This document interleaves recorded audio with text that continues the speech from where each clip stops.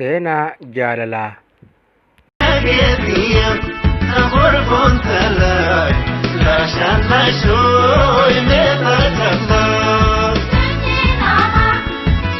Halkan guyyaa sanii guyyaan isaa safti ture. Karaan deema. Osoon deemuu lafa magaalaa takkaan ga'e. Intala qalloo bareedduu takka ta yeroo laalan nama hundaan na daawwadhaa yuutu takka arkee hoggaa kana lapheen xiyyaa na dhawatte. Dhaqee dubbisuu jeetiin if gaafadhe garuu niin sodaadhe. Gad jettee kuduraa akka timaantim shunkurtaa dinnichaa kana bitachaa jirti. Isii dubbisuu waan hin sodaadheef waanuma isin bittu kana wajjin bitee achumaayyoon dubbisee tajattuun fitti murteesse. Isii cinaa gajji'eetiin raafuu takka fuudhee gatiisii gaafadhe. Qarshiidhanaan jetteetiin bitadhe. Ammaas achi kaanee deemsa wal faana qaceelle. Walumaan deemnee iddoo biraattis ammaa shunkurtaa keeloo takka bitatte. Anis bitachuun qaba jeetiin shunkurtaa tana fuudhee naaf laalee obboleettii tiyya jeetiin sodaachaa itti dubbadhe. Naaf bitte.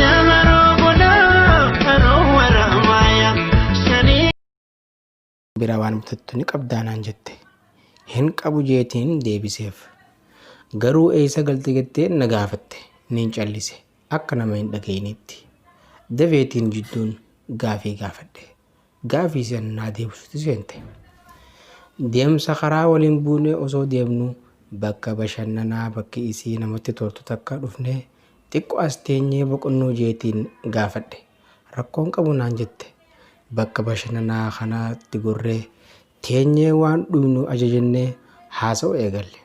Anis hangaan dandeetti sagalee tolfachaa maqaan kee hanga ammaatti naaf hin himne eenyu jedhamta jeetiin gaafadhe. Leensaadha naan jette. Xiyyaas caalaadhaa hin jeen. Tanamaaf tana jidduudha bilbilli isii bilbilame. Laalteetuma cufte. Maaliin kaaftuu jeen. Lakkii hin kaasu hin barbaanne naan jette. Maali jaalallee keeti moo hin jeen. Lakkii hanga ammaatti jaalallee hin qabu ammaa kaasee yoon harkadhe malee naan jette. Hayyaanis hin qabu akkamii fadhiite yoo taate na jaalattaa jeetiin gaafadhe. Atuma kana moo naan jette. Anuma kana. Hoo kun ammoo anaaf waan guddaadha. Nama keetii kanaan jaalatamu kiyyaaf naan jettee adda kiyyarra na dhungattee harka kiyya qabdee na shushukuumu seente. Caalaa kiyya mana kiyya dheeynaa naan jette. Waan binne hunda fudhannee hara mana isii qaceelle. Amma mana isiitti dhufne yeroo ol seennu manni ilillii garagaraatiin faayamee jira. Hedduu namatti tola. Kana daran ammaas shittoo isiin dibatte foolni isaa namatti tola. Siree isii gubbaarra taa'e naan jettee niin taa'e. Dhuftee na biraan teesse. Ammaas haatee raata nuuf dhiyeessite. Buna nuuf danfistee yeroon kun halkan keessaa sa'a 2 ta'ee jira. Isiinis yoom iddoo sireetti tokko taanee rafnaa kaja'uu hawwiin keenya. Haatee uffata hirribaa uffattee siree gubbaa baatee caalaa kiyya naan jette. Hoon jeen sin jaaladha naan jette. Anis hedduun si jaaladha leensaa ta'uu hin jeen. Ka'ee kaasee naan cifnaa naan jette. Hayyee jeetiin ka'ee ol bee. Uffata nuti uffustee rafuuf laphee kiyya irra na ciste. Na dhungatte wal dhunganne. Mi'aa dhungootis hedduu nutti tole.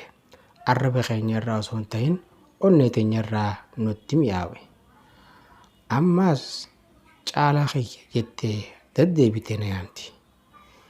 Tana gidduudha hirriba keessaa maal taate jeetiin ka'ee hirriba irraa dammaqe. Yooniif bira laaluu homaa takka hin jiran. Lakkaanuu dila kana hunda manaama keessaa hin jira. Abjuu keessaa hin jira jechuu kiyya.